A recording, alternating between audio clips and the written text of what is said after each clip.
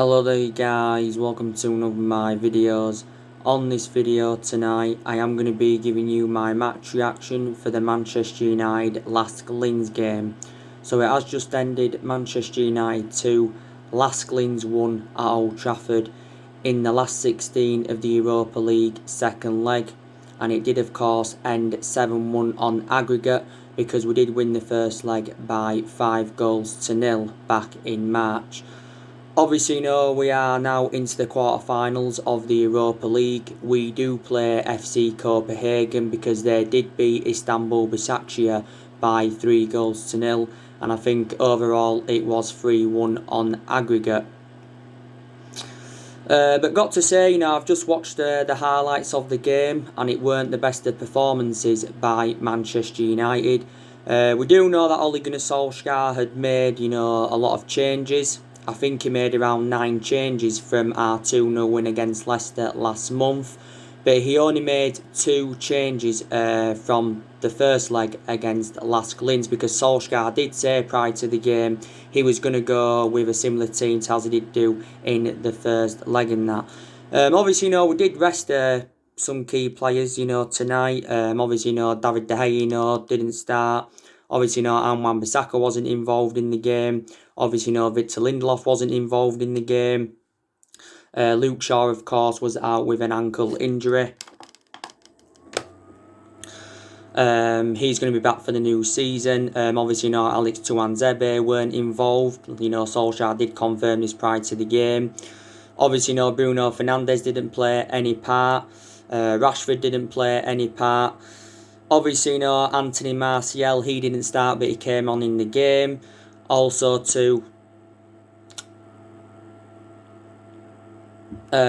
we saw Pogba come on in the game, but he didn't start. It was also good to see Teden Mengi come on. That was his debut for Manchester United. We also saw Tahith Chong come on in the game.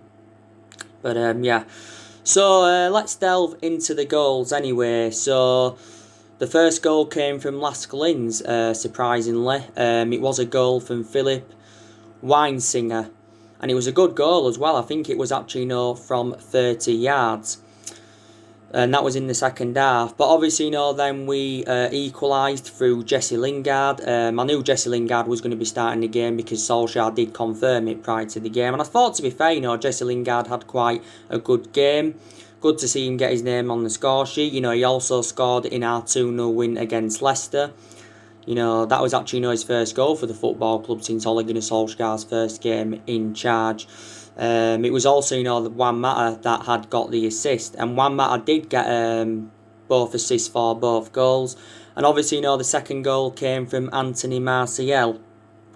Like I said, he came off the bench. And Martial, I think should have made it 3-1 right at the end. But yeah, it was a very, very good goal from Anthony Martial. And like I've said, I think Anthony Martial has enjoyed a very, very good season for Manchester United.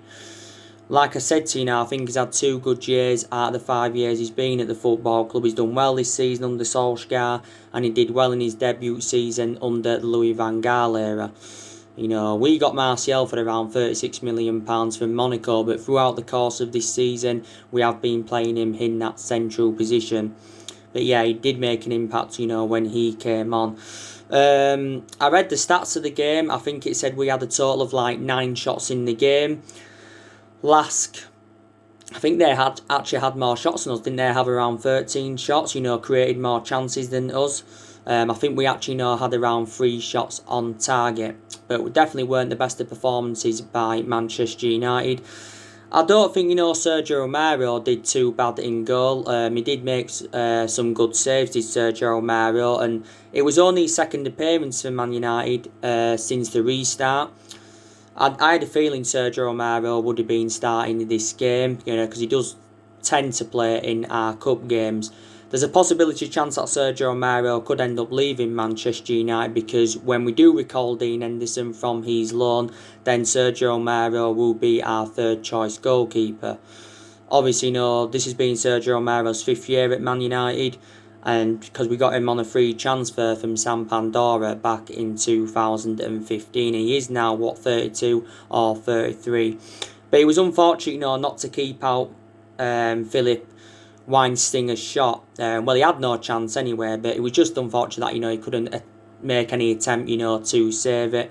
But he did make some good saves, But like I said, anyway, Solskjaer has got a goalkeeping decision to make. I think we need to put Dean Henderson as number one for next season, definitely. Solskjaer did recently say, though, that Dean Henderson is not yet ready to become Manchester United's number one goalkeeper.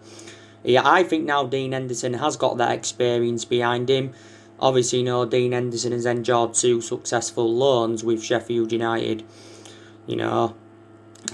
But Dean Henderson still got a contract on Man United till 2022. It did say from Sky Sports the other week that our contract talks with Dean Henderson had hit a crucial stage, and it did say that his future will be much clearer in the next couple of weeks. And it says that Dean Henderson's expected to sign a 5-year deal at the football club. But Dean Henderson's made it clear, either put me as number one or sell me in this summer transfer window. That's what Dean Henderson has warned Manchester United and Solskjaer. And I think it did say he's set to hold talks with Solskjaer. But David De Gea, like I said, he's been our number one for several years. But I think, he's no longer good. I don't think he's no longer good enough to be our number one. Obviously, he's aging up. He has been a liability in the last couple of years and that. So he has got a goalkeeping decision to make. But Sergio Romero didn't do too bad. Fossa Mensah. Now, obviously, he was the one that started at right back. I thought actually, Ethan Laird could have started at right back, but he didn't. We could have also started Diego Dalot at right back, so we had a few options. I knew we wouldn't start Wan-Bissaka because obviously, Wan-Bissaka, did look fatigued towards the end of the season. I think overall he enjoyed a very, very good season for Man United because it was his first season at the club. Obviously, we did get Wan-Bissaka last summer from Crystal Palace in a deal worth around £50 million. Defensively being very, very good throughout the course of the season, but we need to see more attacking intent from him. But anyway, we did select Fossa Mensah tonight. I thought defensively he was actually, quite good. Lacked in that final third, though. I don't think he showed much attacking intent, Fossa Mensah. Obviously, he did play a few games towards the end of the Premier League season. Obviously, he made his first appearance against Crystal Palace in over 3 years for the club. Then, obviously, he played in the 1-1 draw with West Ham. So he weren't bad, Fossa Mensah, to be honest with you. Obviously, Eric Bailly, I don't think he had the best of games. I thought there was some positives regarding Bailly. His composure looked quite good at times and he got, into some good positions at times. But I think he did look shaken up at the back also a few times. Obviously, Eric Bailly, this has been his 4th season at Manchester United. We did obviously, get him from Villarreal back in 2016. We did pay around £30 million for the player. He isn't obviously, one of our first choice centre-halves, obviously. Lindelof's obviously, there ahead of him. Harry Maguire, obviously, he played the game tonight. Surprisingly, I actually, thought Harry Maguire might have been dropped, but he wasn't. I don't think he was bad, Harry Maguire. Same sort of perception with Eric Bailly. His composure looked good and he looked solid at the back quite a few times. I think he also missed some headed chances, did Harry Maguire. Like I've said, I think Harry Maguire has had an up and down season for Man United. He's had some good games and he's also had some bad games as Harry Maguire for the club. Some United fans don't think he's good enough to captain the team. Obviously, we got him from Leicester last summer for £80 million. Obviously, Harry Maguire is the second most expensive signing at the club at the moment, just behind Pogba, and most expensive centre-half in the world and that. A lot of people said we overpaid for him. Brandon Williams, obviously, he started at left back because obviously, Luke Shaw weren't available. I still think we'd have started Williams even if Luke Shaw would have been available anyway. We had the positive news recently, didn't we, regarding Brandon Williams? He signed a new 4-year contract at the football club. That obviously, keeps him at Manchester United until 2024, and he's also an option of a further year. I think Brandon Williams has enjoyed a very, very good season for the club. Don't forget he did make his debut in the FL Cup against Rochdale. and he also made his first league start against Brighton. I don't know if Brandon Williams will be our first choice left back for next season, because obviously Luke Shaw is more experienced than Brandon Williams. But I thought tonight didn't do too bad, to be fair. Brandon Williams, defensively good, made some good runs, I think, down that left hand side, showed some good attacking intent at times. But overall, I think he's had a very, very good season as Brandon Williams. Obviously, we saw Fred.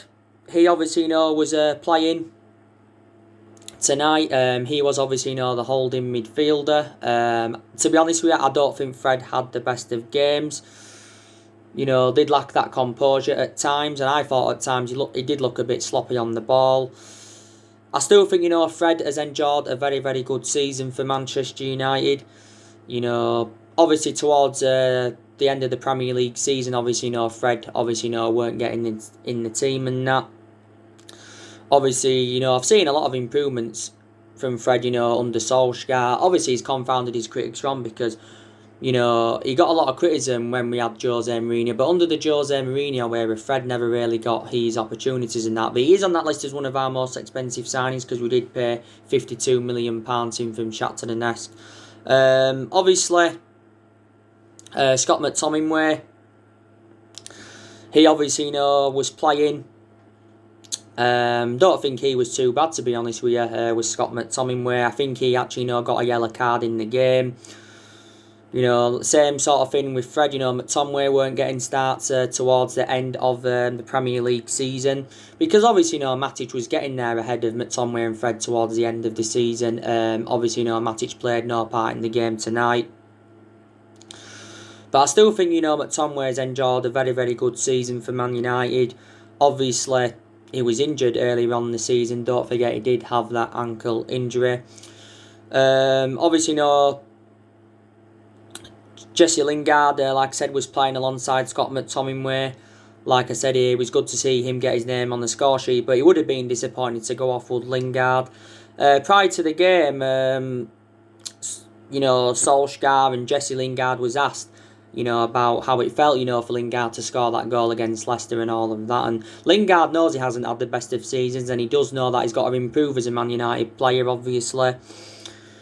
But, Jesse Lingard could be one of the players that we do sell in this summer transfer window, because I don't think he's good enough to represent Man United. But during this Europa League campaign, Lingard's going to get, more opportunities, definitely. He's going to get, more opportunities. Obviously, we saw Daniel James on that left-hand side. I had a feeling, Daniel James would start the game. To be honest with you, I don't think Daniel James was too good again. I think, there's a possibility chance that, we could loan Daniel James out for, obviously, next season, because obviously, James is finding game time very, very difficult now at Man United. Well, he played tonight, obviously, but obviously towards the end of the Premier League season, he was finding game time very, very hard, because obviously, Mason Greenwood was getting there ahead of Daniel James. Obviously, Mason Greenwood played no part tonight either. Like I said, Juan Mata on the right. I thought he had a very, very good game, did Juan Mata, like I mentioned earlier on. Got 2 of the assists. And I thought some of his link-up play was very, very good. And I said, didn't I, Juan Mata doesn't get in the team a lot now. But, when he does, he still does make a fantastic impact. Juan Mata's enjoyed 6 years at Manchester United. Obviously, we did get him in 2014 from Chelsea for just under £40 million. And obviously, we saw Odion Ighalo playing up top tonight. I did say, Ighalo will get his starts in the Europa League. And I think Ighalo's actually done very, very well, since he's come to Manchester United. Obviously, we got him on deadline day in January, we got him on loan. The main explanation why we got Odion Ighalo in, was to have a cover up for Marcus Rashford, because at the time we got Ighalo in, Marcus Rashford was out with that back injury, don't forget. He was out with that back injury. But Ighalo, I think, was our top goal scorer in the FA Cup throughout the course of the season. So that's obviously very, very good. Don't forget, just before the resumption of the season, we extended Odion Ighalo's loan for a further 7 months. So Ighalo has got Ighalo is going to be with us till January 2021, but at the end of Odion Ighalo's loan, I think he'll go back to Shanghai Shenhua, because we've got no option to buy Ighalo. There's no obligation to buy unless when January 2021 comes near, unless we can negotiate on getting Odion Ighalo permanently in that. But yeah, like I said, weren't the best of performances tonight by Manchester United, but all that matters is, we did get the win, and we are now into the quarterfinals of the Europa League. The quarterfinal games are obviously, played on the 10th and the 11th of August. Obviously, if we do get to he says if we get to, the semi-finals, he said we'd either play Wolves, Sevilla, Roma or Olympiacos. I haven't actually looked at the other results tonight. Didn't Inter Milan win, if I am correct? But yeah, so we are now 3 games away from winning a trophy. We are 3 games away from winning a trophy in that, and I said to didn't I? The Europa League is a priority for us because it is a chance for us winning the trophy this season under Solskjaer. But if we do win the Europa League, it will be our first trophy under the Ole Gunnar Solskjaer era. And like Solskjaer was saying prior to the game, us winning the Europa League is actually the next step for Manchester United. It really, really is the next step for Man United. It's the next step for us. And just wait there a second.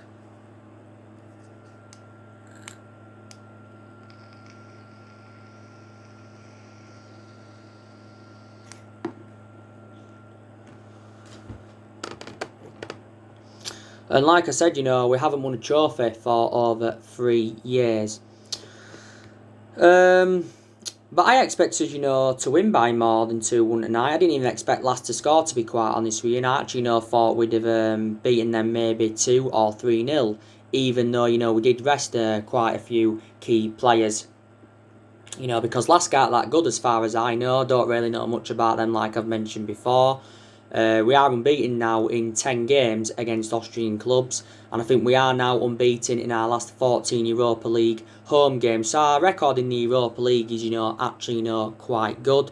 We also did well in the Europa League group stage. In the group stages of the Europa League, don't forget we give full debuts to Angel Gomez and Ethan Laird and Tahith Chong. There's a few others as well that we'd given full debuts to. Ethan Galbraith, he also got mentioned saying that he could have been involved tonight, but obviously he wasn't involved. So there was a few young players that weren't involved tonight who I thought might have played, but it was just good to see Teden Mengi get his debut. Ethan Laird, I think he may play some part in the quarter-final, Ethan Laird, because like I said, he is another option at right back for Manchester United and that. No Phil Jones tonight was there because obviously Phil Jones is out with injury. I think he's going to be back for the new season. Well, I think Phil Jones is probably one of the players that Man United are going to sell in this summer transfer window. By the way, tonight Solskjaer went with the 4-1-4-1. That's the formation I think he did go with. And we don't usually go with that formation because throughout the course of this season, Man United have been going with that 4-2-3-1 formation. A few times we've gone with 3 at the back and all of that. But yeah. But like I said, overall I think Man United have had a pretty good season. Obviously got qualification for the Champions League. Obviously finished 3rd. Obviously, we did progress to 2 semi-finals, like Solskjaer was saying, because obviously, we got to the Carabao Cup semi-final, or the FL Cup semi-final, should I say, and the FA Cup semi-final. And obviously, earlier on in the Premier League season, don't forget we enjoyed our worst start ever to a Premier League season. And at that point, there was talks of Ole Gunnar Solskjaer getting sacked by Manchester United. So, reflecting how poor we was earlier on in the season, it's a very, very good achievement to get qualification for the Champions League and to finish 3rd. But I've credited Solskjaer, and I have taken positives from his tenure at the club so far. Like I said, he has promoted the youth very, very well. Our record against the top 6 sides throughout the course of the season, very, very good. Because we've taken a good 18, 19 points against the top 6 sides throughout the course of the season. Solskjaer's also got rid of a lot of the deadwood since he got recommended into the football club. I think definitely our recruitment has improved under Solskjaer. So far the football club, Solskjaer spent just over £200 million. And so far he has enjoyed 3 transfer windows, and now this summer transfer window is Ole Gunnar Solskjaer's 4th transfer window as at Manchester United manager and that. But I'm actually very, very convinced that we can get the players that we want in this summer transfer window. Obviously, you know the news regarding Jadon Sancho from Borussia Dortmund. He is our number 1 priority target. Obviously, there's stories recently been coming out saying that, Jadon Sancho's move to Man United now could be off. And it says we have threatened to walk away from getting Sancho because of Borussia Dortmund's asking price. Dortmund have said that they want around £108 million. We feel as though that's too much for Jadon Sancho. But £108 million, if that deal was to go through, that would make him our most expensive signing and the most expensive English player in history. He said recently that we'd pay like £90 million in 3 annual instalments. Then there'd be like €20 million in add-ons based on Jadon Sancho's performances. He said earlier on this week, this was coming from Fabrizio Romano, saying that Sancho has agreed terms with Man United, and it said he had agreed a 5-year contract at the football club with around 250 grand a week.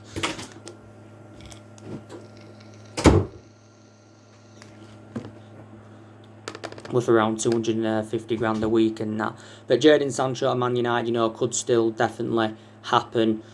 Obviously, Borussia Dortmund's CEO has recently come out and, denied that Man United are in advanced talks to sign Sancho. Obviously, we have been looking at a few alternatives to Jadon Sancho and that. But if we do sign Sancho, I do believe he will be our next number 7, because we have got number 7 vacant at the moment. Like I said, Jack Grealish, he still remains on our agenda. There's been stories coming out today saying that Aston Villa have offered him a new contract worth £100,000 a week. If he signs his contract, he'll be under contract with Villa till 2025. Grealish's current contract term at the moment runs until 2023. Grealish will cost us a lot of money though. Villa have said that they want £80 million. But there's still areas in the squad where definitely Man United are lacking. We need to recommend a winner in, we need a holding midfielder, we also need a centre half in, despite the fact that we've got 7 centre halves in the team. We're also looking to get a left back in, because there's still areas in the squad where Man United are definitely lacking. But big decisions have got to be made in this summer transfer window, of obviously what players we're going to recommend in, and obviously what players we are going to get rid of. Don't forget our transfer budget got recently revealed for this summer transfer window. Solskjaer's got around £140 million to spend. I think we should get around 2 players for £140 million. But there again, if we get Sancho, that's the vast majority of our £140 million budget gone. But let's put into the equation, we are going to sell players in this summer transfer window, so we are going to generate money there. Like I mentioned before, we're also going to loan players out. I think, Garner's probably going to be loaned out because he isn't getting in the team enough. Again, didn't play any part tonight as we thought he might have done. Tahith Chon, he played tonight, come off the bench, but I still don't think he gets enough chances. Tuanzebe and Fosu Mensah, could they also be possibly loaned out? Dylan Levitt, he's another player, could he be possibly, loaned out and that? But he did say recently that Solskjaer's going to decide on what players, he's going to loan out, But yeah, we're still deadwood at Manchester United, that we do obviously, need to get rid of. But, Solskjaer did say he wants to make at least 3 signings in this summer transfer window and that. And you saw my recent video I did, I give you the list of signings that Man United have got to make, if we are to be, winning big prizes and that. Like I said, next season, our expectations will be to challenge for that Premier League title and that. But the big test for Solskjaer is next season, because next season is Solskjaer's 2nd full season at the football club. But we have got to spend money, to compete with the likes of Manchester City and Liverpool and that, because we haven't won the Premier League since 2013. And this has, been like the 7th season now we've failed to mount any kind of title challenger.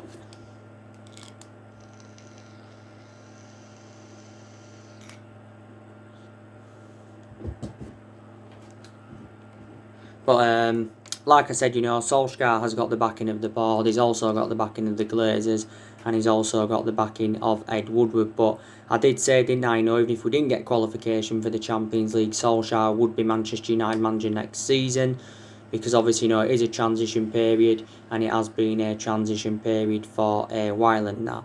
So we've got to recruit well in this summer transfer window, because, we've seen signings already made. City have signed Ferran Torres and Nathan Ake, I think, and they signed someone else. Chelsea have done very, very good business so far. I think Liverpool, they're also closing in on their first signing. They'll want to obviously, continue their dominance up. Arsenal want to, make some signings.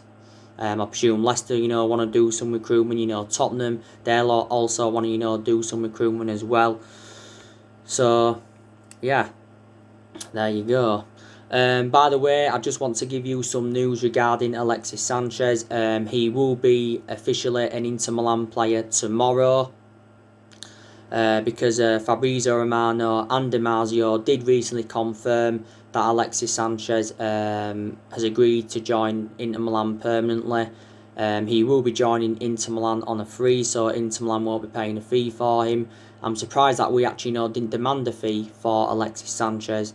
I think he's agreed a 3-year contract with them, so he'll be under contract with Inter Milan till 2023, and I heard that Inter Milan are going to pay him around £130,000 a week after tax. So that has been confirmed. But it's good that, we're getting rid of Sanchez. I wanted, to get rid of him permanently, because obviously, he's going to free up our wage bill.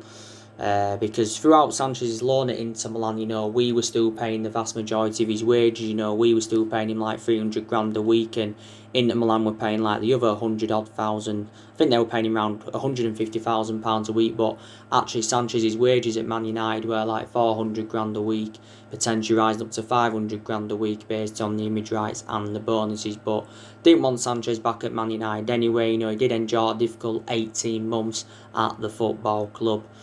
Sanchez did still have a contract with the football club until 2022, but we did get Sanchez as part of a swap deal of Mkhitaryan going to Arsenal back in January 2018. But Sanchez, didn't exceed expectations at the football club, as obviously, we all thought he would have done. So that's just some latest on the transfer news.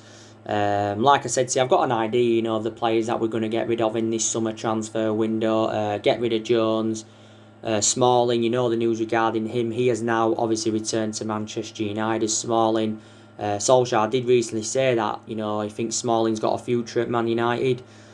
And he said he was in regular contact with Chris Smalling, whilst he was on loan with Roma. Obviously, Roma failed to extend Chris Smalling's loan, but he did well throughout his loan spell with Roma. I'm hopeful we can get rid of Rojo permanently, because Rojo's been out on loan at Estudiantes. Also, too, I think we need to get rid of Lingard. Like I said, I think we also need to get rid of Andres Pereira. If I'm right, didn't Andres Pereira come on tonight? He might not have done. I think he did come on in the game. So, yeah, there's definitely no players that Man United have got to sell in this summer transfer window and that. But one thing Solskjaer did say is that he will not tolerate any rotten apples in the squad. Like I said, Solskjaer's got to make a decision on around 8 players next season, because obviously, we've got around 8 players' contracts that are due to expire next year. And we have got to make a decision on these players. But to be fair, we have extended a lot of players' contracts since Ole Gunnar Solskjaer came into the club and that. But I have seen an upturn in form since January. Like I said, we're 14 unbeaten in the Premier League. Last time we lost in the league was to Burnley. Obviously, we did go on a 19-game unbeaten run in all competitions until Chelsea beating us in the FA Cup semi-final, and that was that. Yeah, and I think, this is actually, our best vein of form since Ole Gunnar Solskjaer, was the temporary boss at Manchester United. But like I said, didn't I, throughout the course of the season, Solskjaer has made a lot of rotation because we had a lot of injuries throughout the course of the season. But, Solskjaer's learned quite a lot, since he came in as Man United manager. Obviously, we know he knows the club inside out. I think Solskjaer now knows his best 11. He also knows, his best formation. Obviously, Solskjaer, there was a period where Solskjaer went with the exact same team for 5 games in a row in the Premier League, and that's the first time we've done that since like February 1993. So that's 27 years ago now. But like I said, I don't know if Solskjaer has the foreseeable future for Man United. Obviously, time's going to tell.